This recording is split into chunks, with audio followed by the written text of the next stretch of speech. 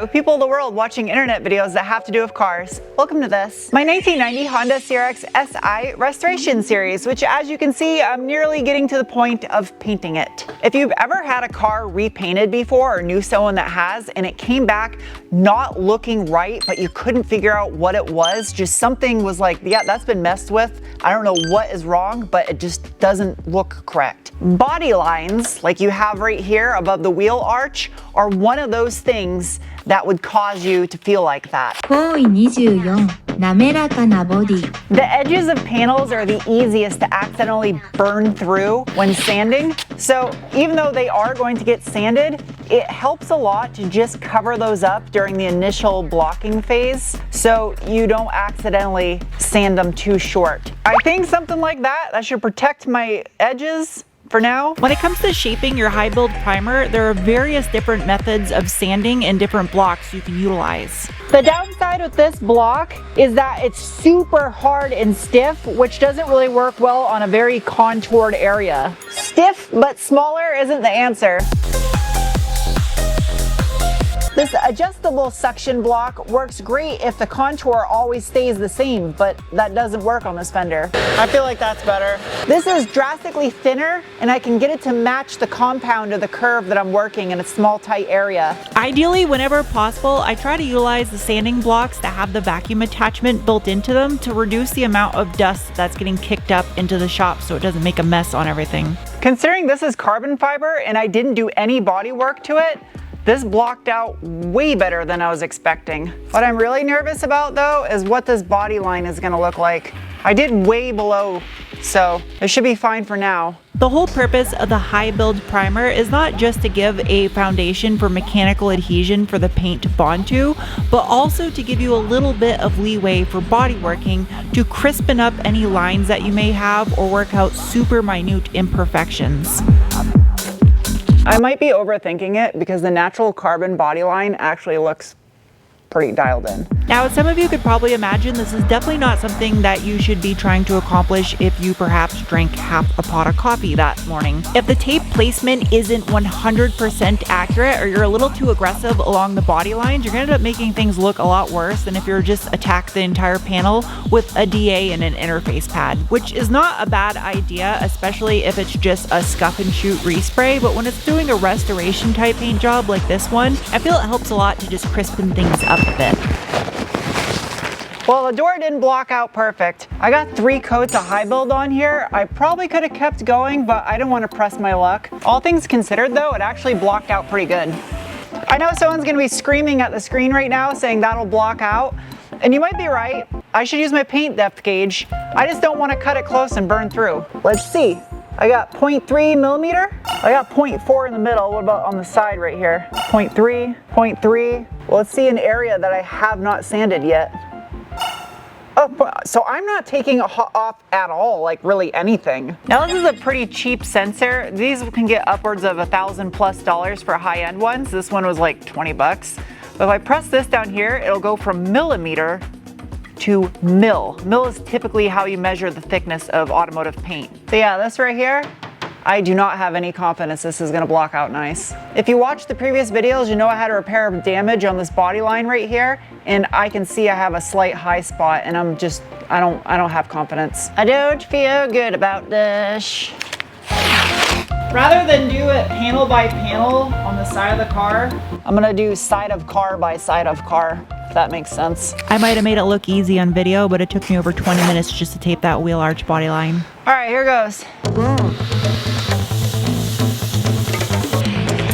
Between my first epoxy primer coat and the 3 coats of high build primer, I actually had about 3 times as much material to work with than a standard complete paint job on your average new vehicle. So there's actually a lot of wiggle room to work out any little high spots like the one I had pointed out earlier, and I was kind of surprised to find out there's no way that just blocked out like that. There's no way. Yeah, I don't think it's there anymore. Oh yeah, second high build will, all right. It's the following day, and I'm already past 50% of the car done. Just like that. See, I told you this is not going to be too bad with this final stages of body working. The light at the end of this tunnel is that the next step is going to be the bay in final paint. A very common theme you started to see pop off in the early 2000s import scene was shaved engine bays. Yes, they had been done in the past, but I feel it's really when it started to hit its prime was around that era. And in that situation, you would absolutely want to high build the engine bay and make it absolutely smooth and spotless in there. But this is more of an OEM Plus build, so I'm going to keep it factory looking. The lighting is a lot better on this side of the car for you to be able to see this on camera, but after just a couple light passes with the block, you can see the ridges where it goes high low in the gel coat underneath the high build primer. That's what I didn't think I'd be able to block out, but it's a lot thicker high build than I thought it was.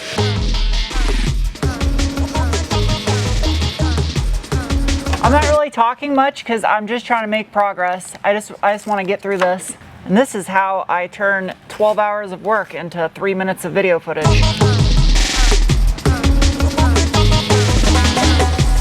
In case you're wondering what the actual pace of work is, this is not sped up. So this is how long it takes me to block all these panels. It's probably about half hour, 45 minutes per panel. Well, it's driving me insane. My tape kept peeling right there when I was trying to sand. There you go. This low is like what I had on the other side of the car. Kind of a similar area. But it's hot. Yeah, that door is like laser straight.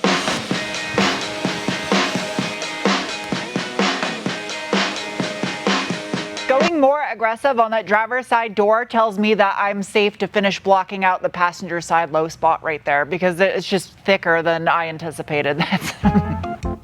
It's a little bit.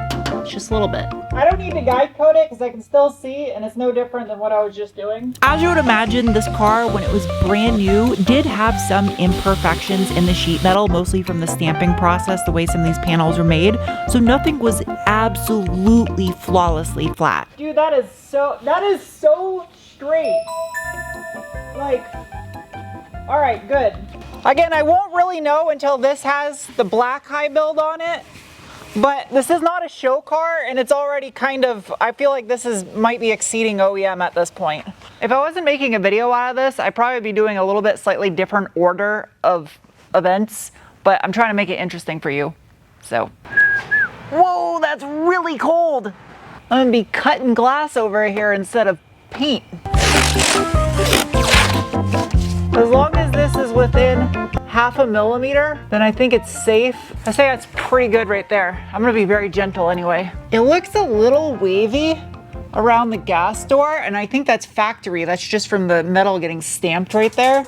Adjusted to inflation, back in 1990 when this car was brand new, it sold for approximately, in today's dollar, $28,000 US. So it wasn't exactly a super expensive car to begin with. Naturally, you would expect it will have some imperfections.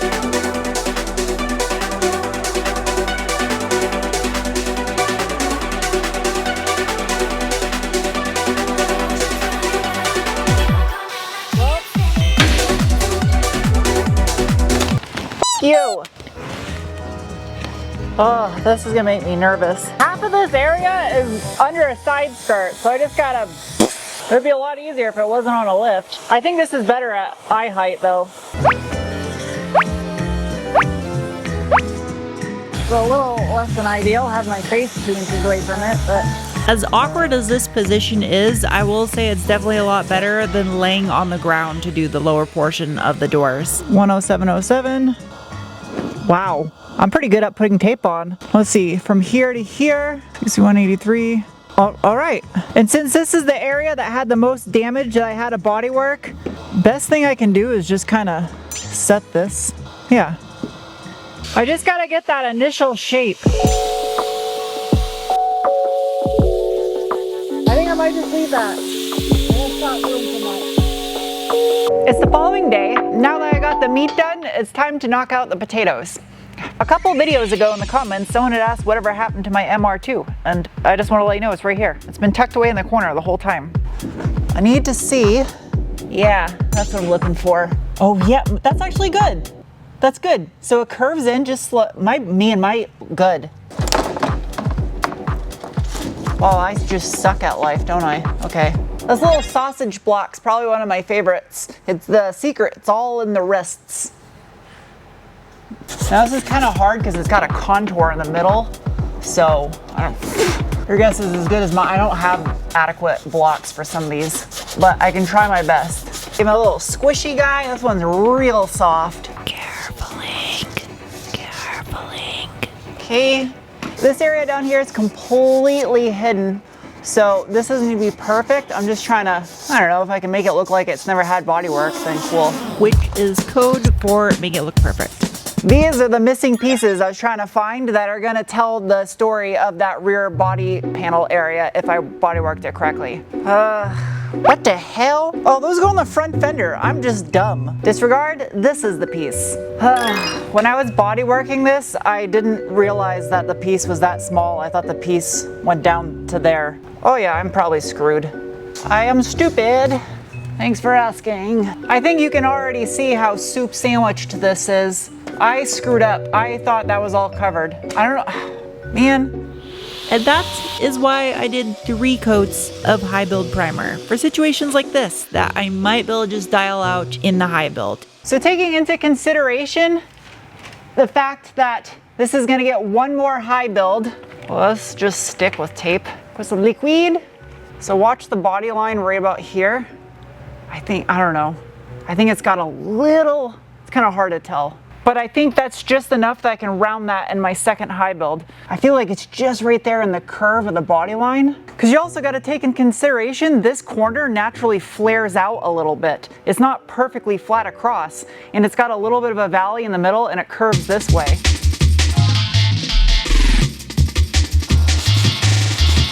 The only reason why this is so difficult is because this has been body worked. Like the other sides should go a lot easier because, well, no, because the carbon fiber.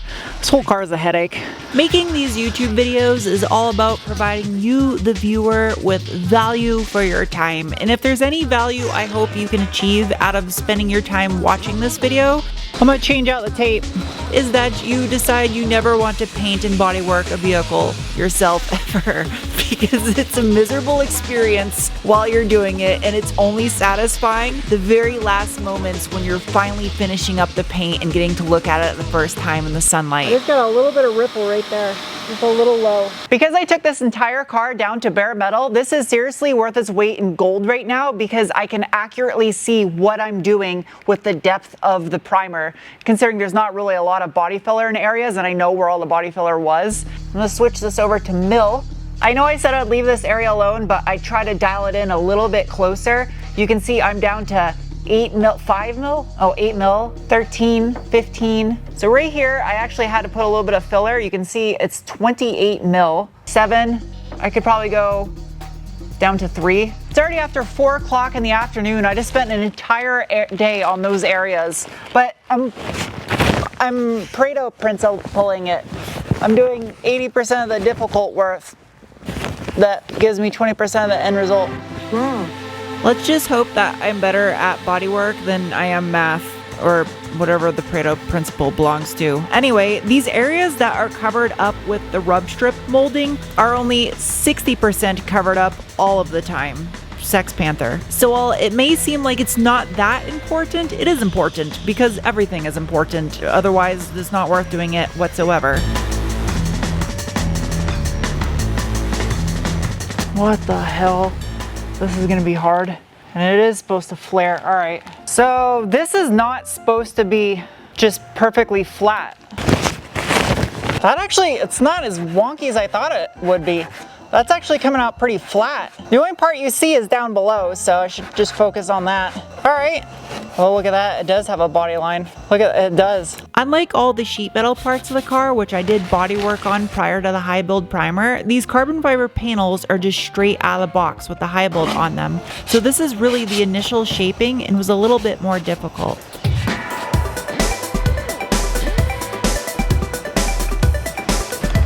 Oh, I think that'll work. Just like that, it's magically the next day. This is a lot of work. I'm trying to put as much as I can in one video. So when I tape this off along my body line, especially these curved ones, you can see I set my tape here and then the actual body line point is right there where it terminates. I try to give myself a quarter inch or so around the body line, so that way when I go to dial stuff in, I have a little bit of meat left to work with. Does that make sense? It is not a show car. It is not a show car. It's not a show car. This is not helping by saying it out loud. All it's doing is making me going further and further down the rabbit hole. It is not a show car. It is not a show car. The final guide coat. Do-do-do-do. Do-do-do-do.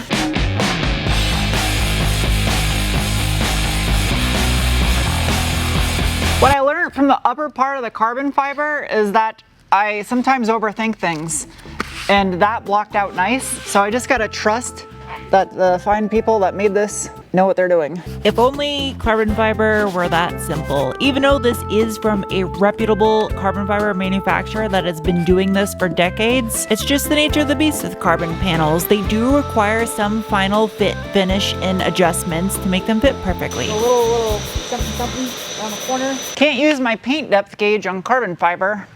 I can, it just shows me the depth of the carbon fiber. I guess that would still help. This final stuff is taking like an hour and 20 minutes per panel. It's, yeah. Obviously carbon fiber is gonna be slightly different than sheet metal, but if you see right here, the termination of this body line versus the sheet metal, it's off just by a little bit. And same thing down here. You can see the curvature doesn't really match up. It's manufactured a little differently. I feel like this is slightly smaller than this, which I have to try to balance that. And the only way that's gonna be possible, because these holes are bottomed out, probably not the best wording on the internet, but you get what I'm talking about. Oh yeah, I can't blow. Did that help? It's a little bit better. I think that worked. I'd say that's pretty damn good now. Now I got the body line where I want it. By body working these two together, it'll make them match better than if I were to just bolt this thing on and body work the fender independently. I don't think there's a, no, there isn't. Okay. All right, now let's go across. Oh yeah, this is all wonky.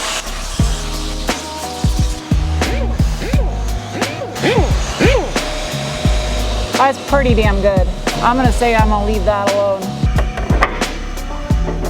I really didn't think I was gonna be able to get those carbon fiber fenders to blend in nicely without having to use any glaze, but the DA did everything, literally. While it may not please the algorithm gods that I didn't accomplish all the high build primer blocking in one video, I don't really give two flying fucks because I'd rather have a car that looks good in real life than just on the internet. So there will be more.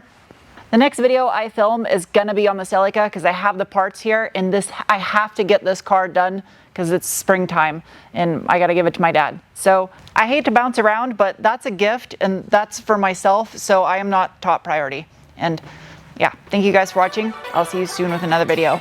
Bye.